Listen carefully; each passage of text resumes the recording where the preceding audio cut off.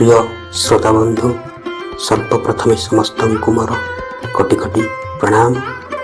आमे समस्त जानिछे कहीं अनादि कालरू यही धराधाम भगवान शंकर लिंग रूप में अगणित श्रद्धालु और भक्त मानू दर्शन दौरान किंतु सेथिमध्यरु ज्योतिर्लिंग सर्वश्रेष्ठ व अन्यतम संसार रे ज्योतिर्लिंग रही अछि 12 गोटी।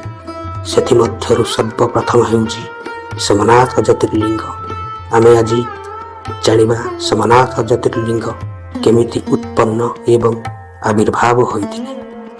गुजरातर सौराष्ट्र क्षेत्र रे जूनागढ़ पाखरे पेराबोल समुद्र तटरे एक विशालकाय मंदिर अछि जार नाम श्री श्री सोमनाथ ज्योतिर्लिंग। भगवान केमिति प्रकट हेले आमे सही विषय रे आलोचना करिबा।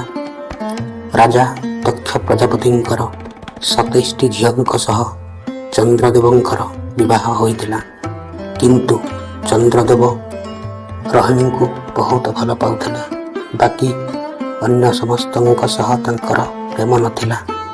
धर्मपत्नी तो समस्त थिले, किंतु प्रेम केवल रोहिणी को पाही ही थिला।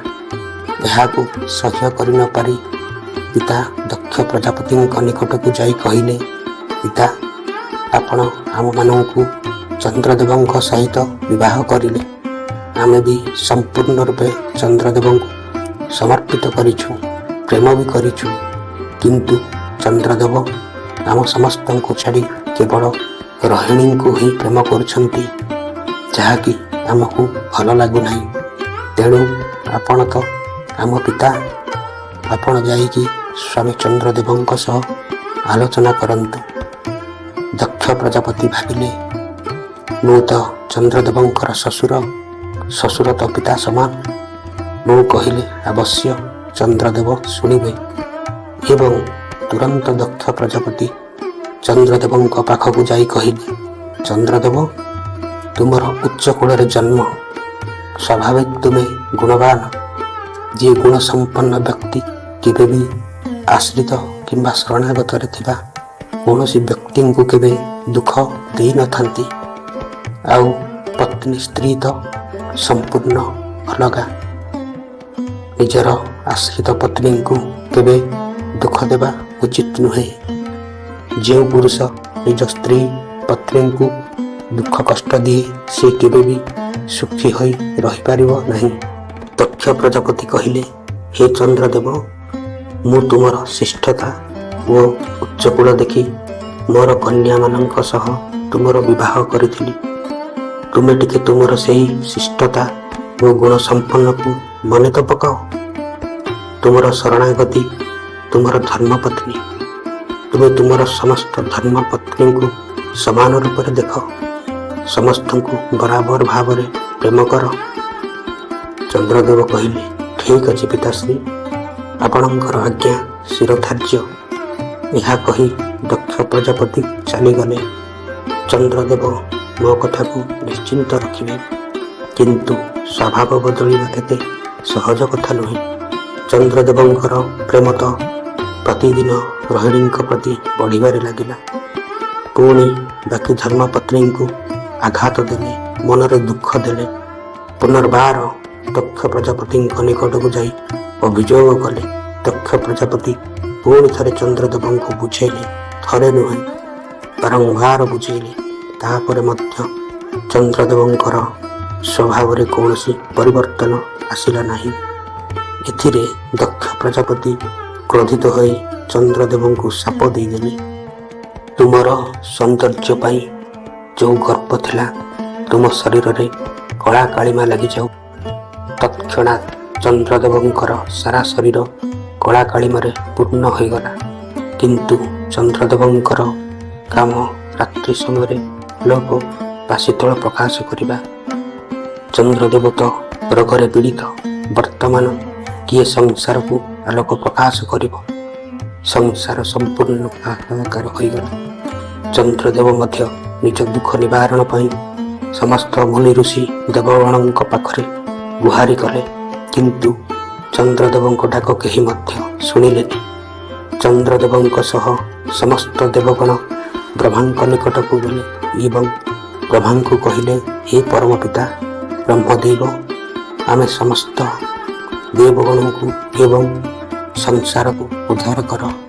କେଉଁ ଉପାୟରେ ଚନ୍ଦ୍ରଦେବଙ୍କ ଏହି ଅଭିଶାପ ଦୂରୀଭୂତ ହେବ, ଏହାର ଉପାୟ କୁହନ୍ତୁ ପରମ ପିତା। ପରମ ପିତା ବ୍ରହ୍ମା କହିଲେ, ହେ ଦେବଗଣ, ତମେ ପ୍ରବାସ କ୍ଷେତ୍ରର ସରସ୍ୱତୀ ନଦୀର ମିଳନ ସ୍ଥଳରେ ଯାଇ ଭଗବାନ ଶିବଙ୍କର ମହାମୃତ୍ୟୁଞ୍ଜୟ ମନ୍ତ୍ରର ଜାପ କରି ଆରାଧନା କରିବାକୁ ପଡ଼ିବ। କାହିଁକି ନା ଯଦି କିଏ ତୁମକୁ ଏ ଅଭିଶାପରୁ ମୁକ୍ତି କରିବ, ସେ ହେଉଛନ୍ତି ଭଗବାନ ଶଙ୍କର। ତମେ ତାଙ୍କ ଆରାଧନା କର, ତାଙ୍କୁ ମନାଅ।